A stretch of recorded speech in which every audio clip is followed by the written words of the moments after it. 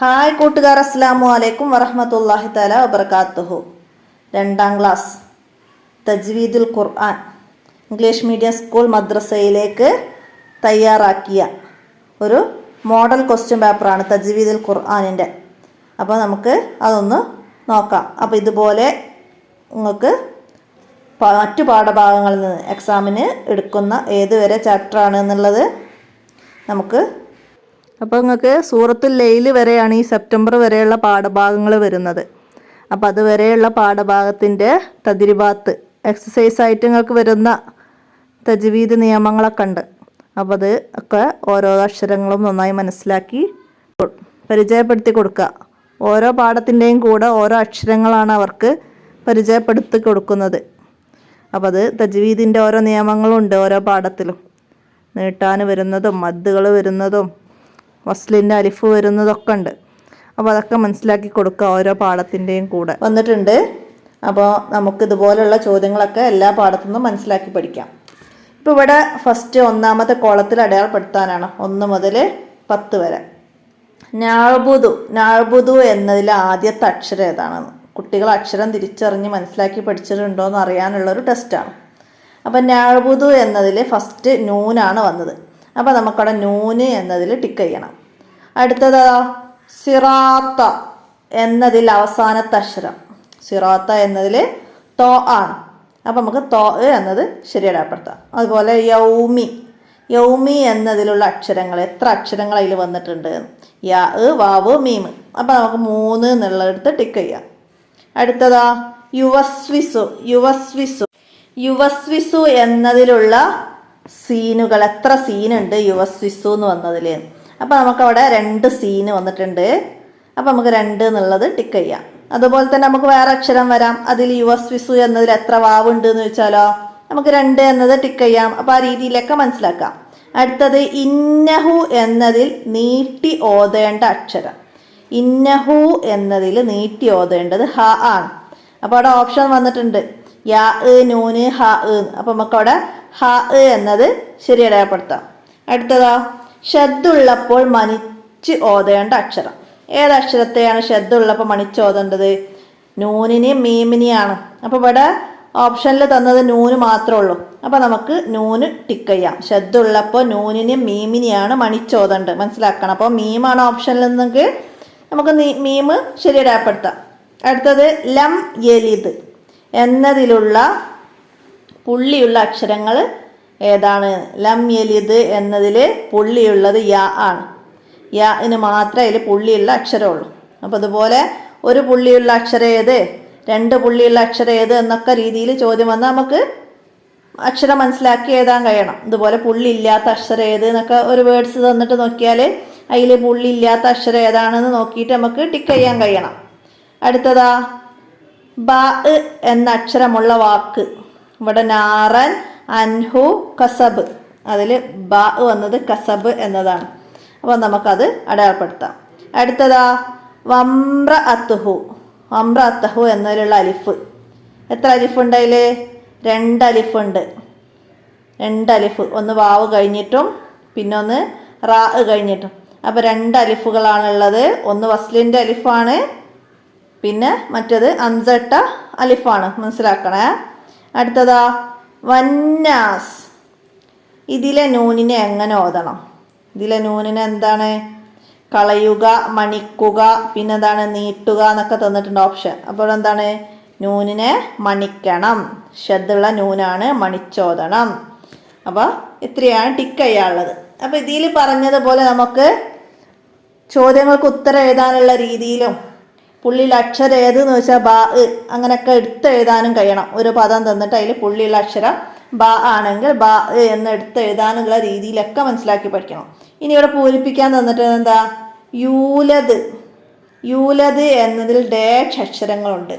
അപ്പോൾ അതിൽ എത്ര അക്ഷരം ഉണ്ട് എന്ന് എണ്ണി നോക്കുക. യാ, വാവ്, ലാമ്, ദാല്. യൂലത് എന്നതിൽ 4 അക്ഷരങ്ങളുണ്ട്.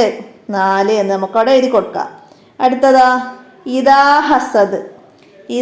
ഹസദ് എന്നതിൽ ഡാഷ് അലിഫുകളുണ്ട്. എത്ര അലിഫുകളാണ് അതിലുള്ളത്? 2 അലിഫുകളുണ്ട്. ഒന്ന് ഈ എന്നതും പിന്നെ ദാലിനെ നീട്ടാനുള്ള ഒരു അലിഫും ഉണ്ട്. അപ്പോൾ 2 അലിഫ് എന്ന് 2 നമുക്ക് അവിടെ എഴുതി കൊടുക്കാം. അടുത്ത ഔദു. ഔദു എന്നതിൽ ഇതിൽ അവസാനിക്കുന്ന അക്ഷരം ഏതാണ്? അപ്പോൾ നമുക്ക് ദാല്, പുള്ളിയുള്ള ദാലാണ് അവിടെ വന്നത്. അപ്പോൾ ദാല് എന്ന് നമുക്ക് എഴുതി കൊടുക്കാം. അടുത്തതാ ഹന്നാസ്. ഹന്നാസ് എന്നതിലെ നൂനിനെ എന്താക്കണം? മണിച്ചോദണം. നമ്മൾ മുകളിലൊക്കെ കണ്ടതുപോലെ തന്നെ. അപ്പോൾ ഇവിടെ എഴുതാനാണ് നമുക്ക് ആൻസർ. നേരത്തെ ടിക്ക് ചെയ്താൽ മതി. അപ്പോൾ അവിടെ മണിക്കണം എന്നതിൽ നമുക്കവിടെ നൂനിനെ മണിച്ചുച്ചരിക്കണം എന്ന് വരും. മനസ്സിലാക്കുക. അടുത്തത് മാലുഹു എന്നതിൽ ഡാഷിനെ നീട്ടണം. ഏതിനെയാണ് അവിടെ നീട്ടാനുള്ളത്? മാലുഹു എന്നതിൽ ഹാഇനെ നീട്ടണം. പക്ഷെ അവിടെ നമുക്ക് മാ എന്ന മീമിനെ നീട്ടാനുണ്ട്. മനസ്സിലാക്കണേ. അപ്പം അതൊരു ഉദാഹരണം തന്നതിൽ 2 നീട്ടാനുള്ളത് വന്നൊരു പദമായി പോയതായിരിക്കും, ശ്രദ്ധിക്കാതെ വന്നതായിരിക്കും. ഇപ്പം മാലുഹു എന്നതിൽ മീമിനെയും ഹാഇനെയും നീട്ടണം. മാലുഹു എന്നതിൽ മീമിനെയും ഹാഇനെയും നീട്ടണം. 2 അക്ഷരം നമുക്ക് അവിടെ എഴുതി വെക്കാം, ഹാവും മീമും. മനസ്സിലാക്കുക. അടുത്തത് ചേരുംപടി ചേർക്കാനാണ്. എന്താണ്? ഒന്നാമത്തെ അക്ഷരം മീമാണ്. അപ്പോൾ ഒന്നാമത്തെ അക്ഷരം മീമ് വന്ന ഒരു പദം ഇപ്പറുണ്ട്. അതിൻ്റെ ലെറ്റർ നമുക്ക് അവിടേക്ക് തിരഞ്ഞെടുത്തിട്ട് എഴുതണം. അപ്പോൾ ഇവിടെ മാലിക് എന്നതിൻ്റെ ഈ ആണ് ഒന്നാമത്തെ അക്ഷരം മീമ് വന്നത്, മാലിക്. അപ്പം അതിൻ്റെ ഈ നമുക്ക് അവിടെ എഴുതി കൊടുക്കാം. അടുത്തതാ ഒന്നാമത്തെ അക്ഷരം ഹ ആണ്. ഹ വന്നത് ഹബലുൻ, എ, ഓപ്ഷൻ എ ആണ്, ഹബലുൻ. അടുത്തതാ അവസാനത്തെ അക്ഷരം താ, അവസാനിക്കുന്നത് താ കൊണ്ടാണ്, തബ്ബത്ത്, തബ്ബത്ത്, താ. അടുത്തതാ പുള്ളിയുള്ള അക്ഷരം.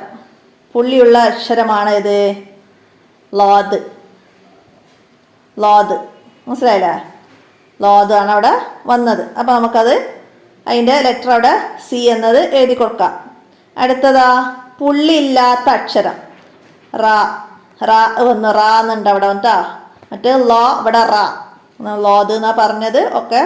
അപ്പോൾ ലോ എന്നതും താഴെ റാ എന്നതും. അപ്പം അതിൽ റായിനാണ് പുള്ളിയില്ലാത്ത. അപ്പം റാ എന്നതിൻ്റെ ഡി നമുക്കവിടെ എഴുതി കൊടുക്കാം. അപ്പം ഇതുപോലെ നിങ്ങൾക്ക് മറ്റു ഓപ്ഷനുകൾ വരും. പദങ്ങൾ വേറെ ആയിരിക്കും.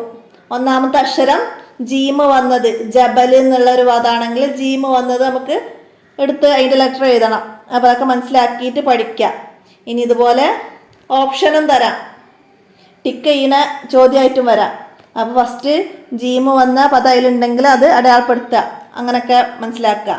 അതുപോലെ തന്നെ നിങ്ങൾക്ക് വഖഫ് ചെയ്യുന്ന ധാരാളം അക്ഷരങ്ങളിൽ വഖഫ് ചെയ്യുന്നത് പാഠഭാഗത്തിൻ്റെ തദ്രിഭാഗത്തിൽ വരുന്നുണ്ട്. അപ്പോൾ അതൊക്കെ നന്നായി മനസ്സിലാക്കി പഠിക്കുക. അതുപോലെ റസ്മുൽ ഉസ്മാനി എഴുത്ത് രീതിയിൽ ആമനു, ഇൻസാൻ, ഇതൊക്കെ റസ്മുൽ ഉസ്മാനി എഴുത്ത് രീതിയിൽ വന്നത് പാഠഭാഗത്തിൽ കാണിക്കുന്നുണ്ട്. അപ്പോൾ അത് 3 രീതിയിൽ തന്നിട്ട് ഇതിൽ ഏതാണ് ശരിക്കും ഖുറാനിലെ എഴുത്ത് രീതി എന്നൊക്കെ ചോദ്യം വരും. അപ്പോൾ അതൊക്കെ മനസ്സിലാക്കി പഠിക്കുക. പിന്നെ മദ് വരുന്നുണ്ട്, നീട്ടാനുള്ള അക്ഷരത്തിൻ്റെ മുകളിൽ കട്ടിയിലൊരു ഫത്തഹ് പോലെ ഇടുന്ന അതുണ്ട്. അപ്പോൾ അതെന്തിനാണെന്ന് ചോദിച്ചാൽ നമുക്ക് നീട്ടാനാണ് മദ്. അപ്പോൾ അത് നന്നായി മനസ്സിലാക്കി പഠിക്കണം. അതുപോലെ എല്ലാ പാഠത്തിൻ്റെയും തദ്രിബാത്തിൻ്റെ ഭാഗത്ത് വരുന്ന ഭാഗം നന്നായി മനസ്സിലാക്കി പഠിക്കുക. അപ്പോൾ അതിലൊക്കെ ഓരോ അക്ഷരങ്ങൾ നിങ്ങൾക്ക് പരിചയപ്പെടുത്തി കൊടുക്കുന്നു. വലിയ വഖഫ് അല റാ. അപ്പോൾ ഈ മാച്ച് ചെയ്യാനുള്ളടത്ത് റാ കൊണ്ട് വഖഫ് ചെയ്തത്, ദാല് കൊണ്ട് വഖഫ് ചെയ്തത്, താ കൊണ്ട് വഖഫ് ചെയ്തത്, ആ രീതിയിലും മാച്ച് ചെയ്യാൻ വരാം. അപ്പോൾ അതൊക്കെ കുട്ടികൾക്ക് മനസ്സിലാക്കി കൊടുക്കുക. അടുത്തത് എന്താണ്? ഇനി ഉത്തരം എഴുതാനും. ഹാസിദിൻ എന്നതിൽ എത്ര അക്ഷരമുണ്ട്? ഹാസിദിൻ എന്നതിൽ 4 അക്ഷരമുണ്ട്. എവിടെ വന്നത്? ഹാഇനെ നീട്ടാൻ ഒരു അലിഫും ഉണ്ട്, ഹാവും അലിഫും സീനും ദാലും. അപ്പോൾ ഹാസിദിൻ എന്നതിൽ അലിഫ് വന്ന് ചേർന്ന് വരുന്നത് കുട്ടികൾ ശ്രദ്ധിക്കാതെ 3 എന്ന് എഴുതി പോകും. അപ്പോൾ കുട്ടികൾക്ക് അക്ഷരത്തെ നീട്ടാൻ വരുന്ന അലിഫ്, വാവ്, യാ, അത് നന്നായി മനസ്സിലാക്കി കൊടുക്കണം. എണ്ണാൻ പറയണം. അലിഫുകളാണ് കൂടുതലും വിട്ടു പോവുക. യാവും വാവൊക്കെ പിന്നെ ഒരു അക്ഷരമായിട്ട് നമ്മൾ കാണും. അതുകൊണ്ട് അലിഫ് വരുന്നത്, നീട്ടാൻ അലിഫ് വരുന്നത് പ്രത്യേകം മനസ്സിലാക്കി കൊടുക്കണം. എണ്ണാൻ പറയണം. ഇതുപോലെ എണ്ണാൻ എന്തായാലും വരും. അപ്പോൾ അത് എണ്ണി മനസ്സിലാക്കാൻ കഴിയുന്ന രീതിയിൽ അവർക്ക് അലിഫിനെ പരിചയപ്പെടുത്തി കൊടുക്കുക. അടുത്തത് എന്താണ്? ഇലാഹിന്നാസ്. ഇതിൽ മണിച്ചോദേണ്ട അക്ഷരം. ഇതിൽ മണിച്ചോതേണ്ട അക്ഷരം നൂനാണ്. ഷദ്ദുള്ള നൂന് വന്നിട്ടുണ്ട്. ഇലാഹിന്നാസ് എന്നതിൽ ഷദ്ദുള്ള നൂന്. അപ്പോൾ അവിടെ നമുക്ക് നൂനിനെയാണ് മണിച്ചോതേണ്ടത് എന്ന് എഴുതാം. അടുത്തതാ, നൂനിനെ മണിച്ചോദണം എപ്പോൾ? അടുത്ത ചോദ്യം. അപ്പോൾ ഏതാണ്? നൂനിനെ മണിച്ചോദണം ഷദ്ദ് വരുമ്പോൾ. നൂനിന് ഷദ്ദ് വരുമ്പോൾ മണിച്ചോദണം. അപ്പോൾ ഇതൊക്കെ ഷദ്ദ എന്നൊക്കെ ഉള്ളത് നമ്മൾ എഴുതി പഠിക്കണം. അപ്പം എന്നാലേ നമുക്ക് പരീക്ഷയ്ക്ക് എഴുതാൻ കഴിയുള്ളൂ. അപ്പം നൂനിന് ഷദ്ദ് വരുമ്പോൾ മണിച്ചോദണം എന്ന് നമുക്ക് എഴുതി കൊടുക്കാം. അതുപോലെ ഇവിടെ മീമ് വരുന്ന ഉമ്മഹാത്തി എന്നൊരു പദം വന്നാൽ അവിടെ മണിച്ചോദ്യ അക്ഷരം ഏതാന്ന് വെച്ചാലോ അവിടെ മീമിനെയാണ് മണിച്ചോദിയത്. അപ്പം അതിന് മീമിനെ മണിച്ചോതാൻ കാരണം എന്താന്ന് ചോദിച്ചാലോ മീമിന് ഷദ്ദ് വന്നതാണ് മീമിനെ മണിച്ചോദിയത്. അപ്പോൾ ഷദ്ദുള്ള മീമിനെയും നൂനിനെയും എപ്പോഴും മണിച്ചോദണം. ഓക്കെ. അടുത്തത് എന്താണ്? പുള്ളിയില്ലാത്ത 5 അക്ഷരങ്ങൾ എഴുതണം. പുള്ളിയില്ലാത്ത അക്ഷരങ്ങൾ. അപ്പം നമുക്ക് പുള്ളിയില്ലാത്ത അക്ഷരങ്ങൾ അറിയില്ല. ഏതൊക്കെയാണ്? റാ, വാവ്, മീമ്, പിന്നെ ഹ, ലാമ്. അങ്ങനെ നമുക്ക് പുള്ളിയില്ലാത്ത അക്ഷരങ്ങൾ എഴുതാം. ദാല്, സീന്, അങ്ങനെ നമ്മൾ കുറേ അക്ഷരങ്ങൾ പഠിച്ചിട്ടുണ്ട്. അലിഫ് അല്ലേ? അപ്പോൾ നമുക്ക് പുള്ളിയില്ലാത്ത അക്ഷരങ്ങൾ അങ്ങനെ എഴുതി കൊടുക്കാം. ഇനി പുള്ളിയുള്ള അക്ഷരങ്ങൾ ചോദിച്ചാലോ? പുള്ളിയുള്ള അക്ഷരം ചോദിച്ചാലോ? ബാ, താ, സാ, ജീമ്, ദാല്, സായി, യാ, കാഫ് ഒക്കെ വരുന്നുണ്ട് പുള്ളിയുള്ളത്. അപ്പം അത് വേർതിരിച്ച് മനസ്സിലാക്കി കൊടുക്കുക കുട്ടികൾക്ക് കേട്ടോ. പുള്ളിയുള്ളതും പുള്ളിയില്ലാത്തതും. ഇനി 2 പുള്ളിയുള്ളത് വന്നാലോ നമുക്ക് ഏതൊക്കെ അക്ഷരം എഴുതാം? താ എഴുതാം, പിന്നെ കാഫ് എഴുതാം, പിന്നെ യാ എഴുതാം. 2 പുള്ളിയുള്ള അക്ഷരങ്ങളാണ്. 3 പുള്ളിയുള്ള അക്ഷരങ്ങൾ ചോദിച്ചാലോ? ഷീൻ എഴുതാം, സ എഴുതാം.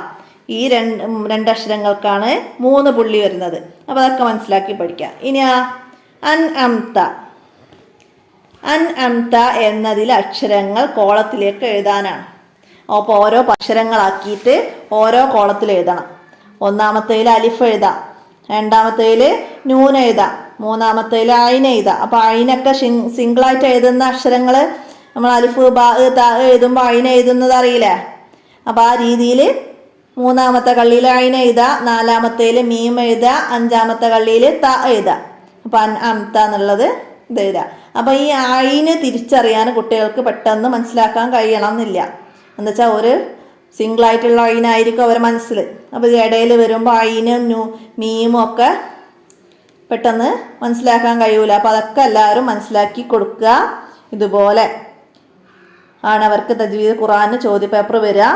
അപ്പോൾ ഈ രീതിയിൽ അവർക്ക് മനസ്സിലാക്കി കൊടുക്കുക. പിന്നെ ഒരു പദം തന്നിട്ട് ഇതാ സുൽസിലത്തിൽ അള്ളു സിൽസാലഹ, അതിൽ എത്ര സായി ഉണ്ട്? അപ്പോൾ അതിൽ കുറേ സായും റാവും വരുന്നുണ്ട്.